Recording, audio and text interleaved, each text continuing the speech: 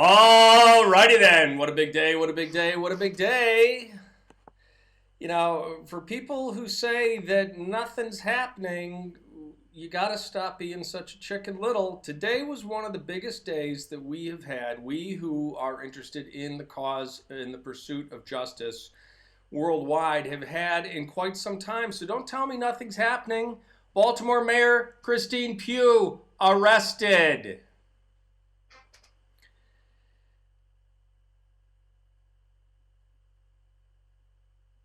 Burisma holding chief indicted. Oh yeah, guess who was named in that indictment? Hunter Biden. But was that the only Hunter Biden news today? No. Hunter is a daddy. That's right.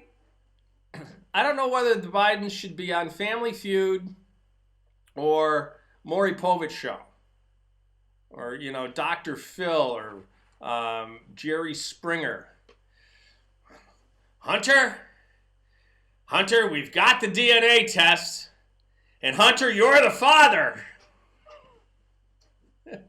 Somebody on Facebook said they ought to be in an episode of Cops. I really like that one. I gave that one winner chicken dinner. It just, you can't make this stuff up. Oh, but wait. There's more. Sondland completely blew the quid pro quo line, the bribery. Bribery. You remember, this is the bad Groundhog Day remake of Chinatown. Quid pro quo. Bribery. Quid pro quo. Bribery. Oh, and yeah, remember how they were all upset about witness intimidation because of a tweet? Yeah, well, guess what? We have a United States representative intimidating a witness by tweeting. He tweeted, let me get you his name. Oh, and yeah, by the way, vindictive butt boy. Yeah, he on his wiki page, he's in a jacket. He's in a suit and tie. Yeah, because that's what he wears at his job. He doesn't wear his dress blues to work. So why did he wear his dress blues to Congress? Look, I honor his service. The guy was in a vehicle that got blown up by an IED, and he still has shrapnel. He got a Purple Heart. You know, great. I didn't see that guy testifying yesterday. That guy that got blown up by an IED, that got a Purple Heart, he was not the guy that was testifying yesterday. I don't know where that guy went. So this clown's name is Representative Earl Blumenauer. Earl Blumenauer tweeted out not to stay at any of Gordon Sondland's hotels. And then he tweeted, Gordon Sondland, welcome to the resistance.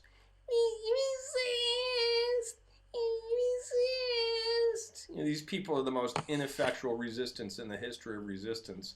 They style themselves like they're on the barricades, you know, in Les Mis. Yeah, no, they're more like gamers sitting home. Orange me and just down in their mommy's basement. But what do we do at Patreon Uprising? Why, of course, we choose greatness. So they were all upset at Trump. Now we're going to impeach him. We're going to impeach him for witness tampering. Yeah, and then they go do the same thing, but worse. These people, I just can't, you know? And then, wait.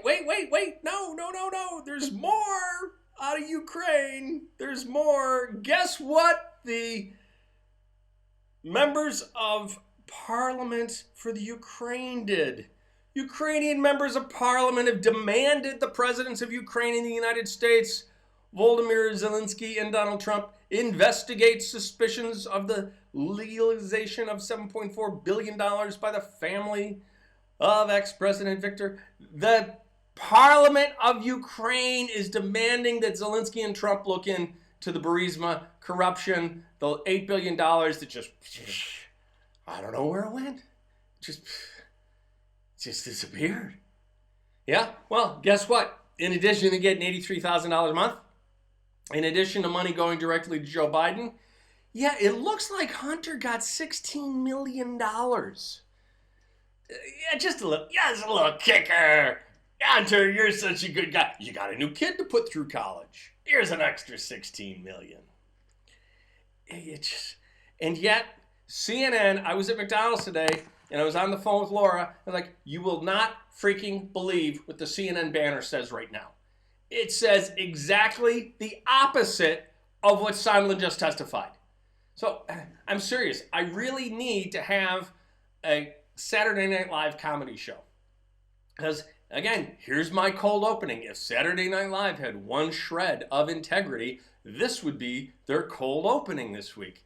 You'd have someone testifying, and, it could be about ridiculous things too, right? So, you could start out with Schiff asking the witness, so, Mr. Ambassador, is it your testimony that President Trump demanded a quid pro quo from President Zelensky? No, Mr. Chairman, my testimony is exactly the opposite of that. I'm saying that he directly told me, I want no quid pro quo. I want nothing. I want no quid pro quo. I want Zelensky to do the right thing. I want him to do what he was elected to do. So it's your testimony that Donald Trump demanded a quid pro quo from President Zelensky. Okay, thank you for your testimony. I mean, it was literally that ridiculous. And then you could go on in the skit with, Ambassador Sondland, is it your testimony that the president demanded vanilla ice cream? No, Mr. Chairman, it's my testimony that the president requested chocolate ice cream. Okay, so the president demanded vanilla ice cream. I mean, that's literally what this has become. And CNN got busted by who? Washpo! Washington Post gave him 3 Pinocchios. Not only for Washington Post busted him for that, but also gave him 3 Pinocchios for, remember what I said yesterday, there's no statutory protection of anonymity under any statute. No statute, no presidential directive. There is no statutory basis for saying that a whistleblower has a right to privacy, a right to anonymity. It doesn't exist. It's Shifty Schiff. Make his Schiff up as he goes along. And even Washington Post called him out on it, gave him 3 Pinocchios for that, which is huge. Shifty, if you can't even get WAPO on your side, you better rethink what you're doing. So what does he do today? Well, I think that we need a break. We need Ambassador Sondland. You look tired. Let's take a break. And then what does he do? He pulls his classic Schiff move and goes out and does a presser. And he lies in his presser, and he says that Sondland said exactly the opposite of what he just said. Now, Sondland contradicted himself within his testimony today. Ambassador Sondland has some problems. Because have you noticed how the pros, the State Department, the Foreign Service professionals, the career diplomats, have you noticed the difference between their testimony and what we will call the political appointees? Because now they're all upset because Sondland gave $1 million to the inauguration. And look, for as long as we've had ambassadors, we've had people buying ambassadorships, okay? Do you think that Joe Kennedy got to be ambassador to the Court of St. James, which is London, just because he was a nice guy? Yeah, no. So there are always, a lot of ambassadorships, right? A lot of countries. You can't fill them all with political employees, but you also can't fill them all with foreign service officers, with career foreign service officers. There just aren't that many to go around. So your plum assignments, your Paris, your London, your Tokyo, all the plum assignments are always going to go to your political friends. It's the way it's always been. It's what Obama did. I mean, come on. He had a Kennedy. That wasn't because she was a career foreign service officer, Caroline Kennedy. So, but now they're trying to, but there is a difference though. You will notice in the testimony, the pros will answer yes, no, that is correct, etc. They keep it very terse. The Sondland was kind of freewheeling today. He up there. I guess he thought he was going to trump it. He was shooting from the hip, and it didn't work out for him so well. Adam Gingrich reports that there are 3 cabinet officials who have prepared reports on how Ambassador Sondland's testimony today, because remember, there was his original testimony in which he supported the president, and then there was the November 5th flip-flop, which happened because why? Because Democrats told him to. And then there was today when he was all over the place. He even contradicted himself within his testimony. And Jim Jordan did a great job of nailing him on that. But we've got 3 cabinet officials preparing reports being sent to DOJ about how Ambassador Sondland's testimony today conflicted with his original testimony and with their understanding of events. So that's going to be sent to DOJ for investigation. I don't think Ambassador Sondland's going to be prosecuted, but, and nor should he be, but it's telling that 3 cabinet officials, and my guess, Pompeo, Perry, and Pence, the 3 Ps. Although it could be Mnuchin instead of Pence, but I think that it's Pompeo, Perry, and Pence. And I'm saying that that's just a guess from the outside. I have no inside sauce on that. But Adam Gingrich does have a source on the inside that says 3 cabinet officials have prepared reports on Ambassador Sondland's testimony that are being sent to DOJ for investigation. So that was big. So we got Shifty Schiff did not have a good day. I mean, he's out there. And he really thinks this is his Watergate, and he's going to be the hero, and he's saving the country, and all this is, by the way, in his mind, is preparation for him running for president in 2024. He really thinks that he's going to be running for president in 2024, and he's going to be such a hero to the left because he's the guy that got Trump, that he's going to be elected president. Yeah, no, it isn't ever going to happen, not in any parallel universe. Even if you understand quantum mechanics and the multiverse theory, that it's like the universe, we're one bubble within a foam, and there are many, many, many, many, many universes. Yeah, there's no universe out there where Adam Schiff becomes president. There just isn't. But wait, more happened today. So we had Hunter Biden finding out that he's a daddy, and we had Catherine Pugh indicted, Baltimore mayor. We had Burisma Holdings chief indicted. Hunter Biden was named in that indictment. Sondland, his actual testimony, once he figured out what he finally wanted to say, he completely blew the quid pro quo out of the water. Because the relevant, and the president quoted this today, his relevant testimony today, because his testimony was all over the place today, but his relevant testimony was, the way Sondland characterized it was like he and Trump had a little set to. And the president said, I don't know what he means by he wasn't in a good mood. I'm always in a good mood. It's like, yeah, well, no, you're not, Don. Nobody's always in a good mood. And yeah, we know for a fact that you've not always been in a good mood. Nor should you be. Nor should you be. I mean, I certainly don't suffer fools at all, much less gladly. But Sondland's testimony was, and I quote, what do you want? There's so many theories out there, so many people saying so many different things. What do you want from Ukraine? That's Sondland. And the president comes back with, I want nothing. I want nothing.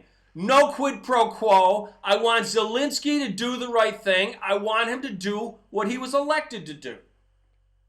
And then on follow-up questioning, why was he elected? It was for transparency and to fight corruption. Correct. Okay? Because here's the thing.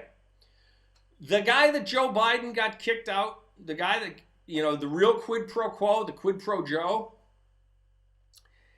the guy that he got fired, yeah, he was replaced by a guy who, he was working with the Anti-Corruption Center, which was funded by who? By the U.S. government, Obama and Joe Biden, and by George Soros. And what did the Anti-Corruption Center do? Why, It didn't investigate any of the George Soros activities or lies, and it went after George Soros enemies. George Soros's enemies. How about that? Every single thing that they have alleged that this president did with Russia, they did with Ukraine, with the election. Every single thing that they allege that the president has done with the Ukraine regarding investigating Joe Biden is what they actually did, except for George Soros. Lastly, what was the other big thing today? I said it the other day. He should have hired Timbo as his media consultant, as his crisis communications master. Yeah, Prince Andrew, he requested of the Queen that he be allowed to step back. I mean, if you're buying this one, you're the biggest idiot on the planet.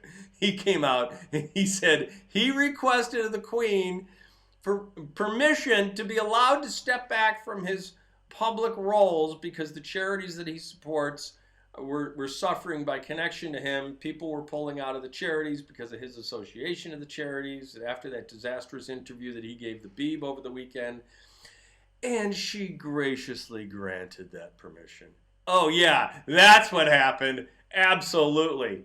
Are you kidding me? So Randy Andy is not going to be meeting any of the young ladies for cocktails and croquet.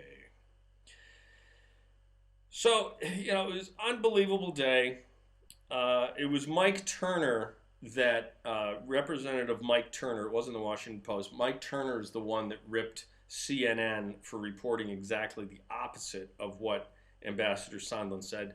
The Washington Post gave Schiff 3 Pinocchios for saying that a whistleblower has a statutory right. So here's the thing. There is no whistleblower. We can't expose the whistleblower because the whistleblower isn't technically a whistleblower. He does not meet the statutory requirements of being a whistleblower. Furthermore, presidential actions are not subject to the whistleblower statute for the intelligence community. Because the president is not part of the intelligence community. The president is the president. So all of this whistleblower BS, it's all a smokescreen. It's all, remember what Glenn Beck said the other night, they're trying to get you to focus on this much of the picture instead of this much of the picture. Okay, not a whistleblower, president not subject to whistleblower statutes, whistleblower made shit up, whistleblower didn't draft the complaint, Schiff's office drafted that complaint. Schiff knows who the whistleblower is. Schiff said he didn't know who the whistleblower was, lying there. Schiff said the whistleblower has a statutory right to anonymity. Whistleblower doesn't. So basically every single thing is a lie out of their mouth. And yet these morons are on social media saying, we are the ones that, facts matter to us. You're living in Fox News, crazy cuckoo land. It's like, yeah, no, everything that we say is documented. We've got emails, we've got letters, we've got a treaty between the Ukraine and the United States which requires the president to participate in, it requires the U.S. government to participate in prosecutions of corruption in Ukraine, and requires the government of Ukraine to participate in prosecutions of corruption here. There's a treaty. Posted it today. I've been talking about it for weeks. Signed by Bill Clinton. Voted aye by Joe Biden. Every single thing the president's done. Again, remember, as I've been saying, assume everything that the Democrats say is true. Assume that the president withheld the military aid until Zelensky said he was going to investigate Hunter Biden. It's not true, but let's assume arguendo that it is true. Let's assume that happened, that the aid wasn't released until there was an investigation. That's not true, but assuming arguendo, let's say it's true. Even if all that's true, even if all the stuff that isn't true were true, doesn't matter. Why? Because of the treaty. And I don't know why the Republicans aren't talking about the treaty. I've been talking about the treaty for weeks. I posted it again today. We've got a treaty signed by Bill Clinton, voted aye by Senator Joe Biden. Jim Jordan had another great day today. The Truth had another great day today. Here's a wonderful post by a guy named Oleg Atbashian.